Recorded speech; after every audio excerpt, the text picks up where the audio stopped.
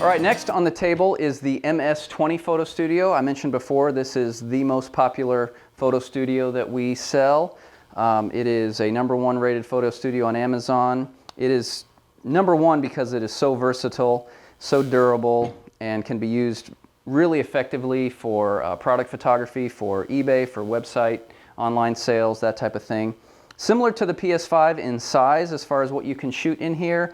A little more versatile because you have the light stand, which can be raised and lowered. You can see 7 or 8 different holes. So if you've got a taller item, you can raise it. A lower item, you can obviously lower it down.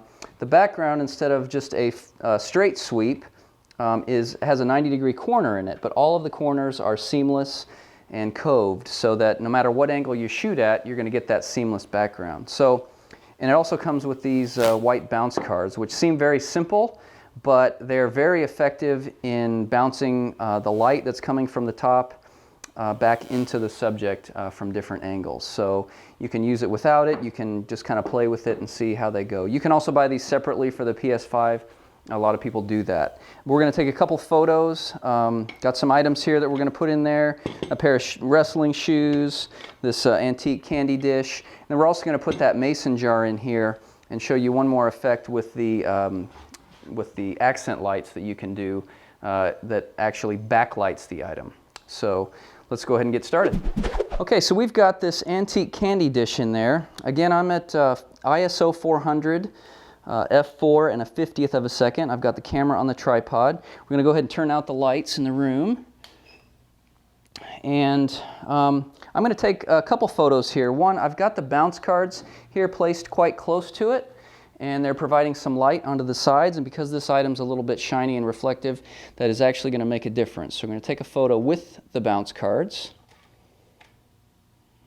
And you can see that's a nice photo with it floating on the white. And I'm going to go ahead and remove the bounce card on the right. And I'm going to take a photo like that.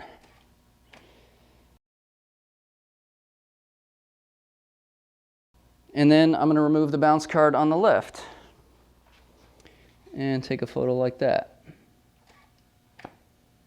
So you can see that it really brought the light back into the subject. And again, here's the original photo with the 2 bounce cards. Okay, so for one more example of how using the accent light can affect the photo, we're going to do one more photo with the bounce cards back in, and I'm going to use the AL1 accent light and actually just rest it on the top, kind of across the back of the corner. And you'll see how that is going to make a difference. It's actually going to add kind of a backlight and a light to the top of the product. All right, and so you can see the light adding to the top. Just kind of one more example of how some different accents can affect the overall look of the photo.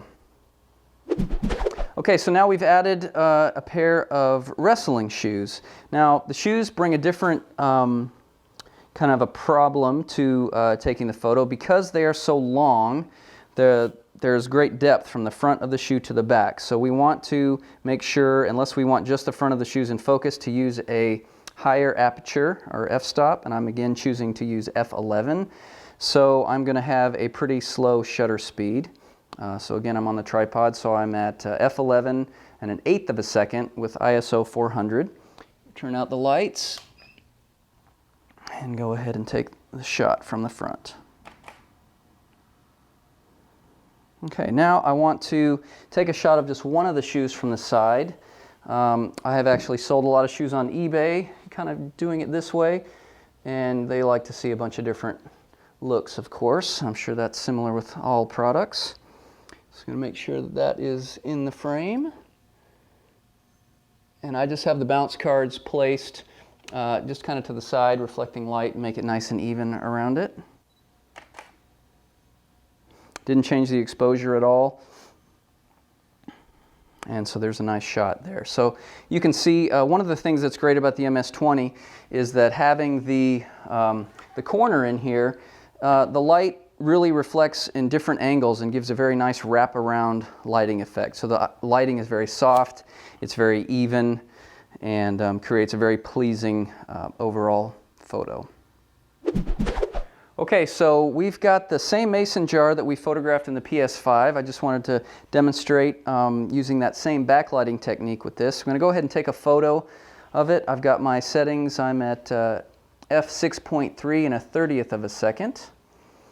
And just the bounce cards, no extra lights, just the single light from the MS20. And there's the photo. So you can see the jar. You can't see much detail. Again, very difficult to photograph glass on white. So one simple trick is we're going to, again, use the AL1 accent light, and I'm just going to kind of place it across the top in the back there. I'm going to go up to about 1/100th of a second here because we added additional light, and go ahead and take that photo. So now you can see it's created some more contrast between the background and the jar. You're able to see the jar a little bit better. We could do some other things where we put the accent lights on the side again. Let's just go ahead and try that. So I'm going to put this one over here.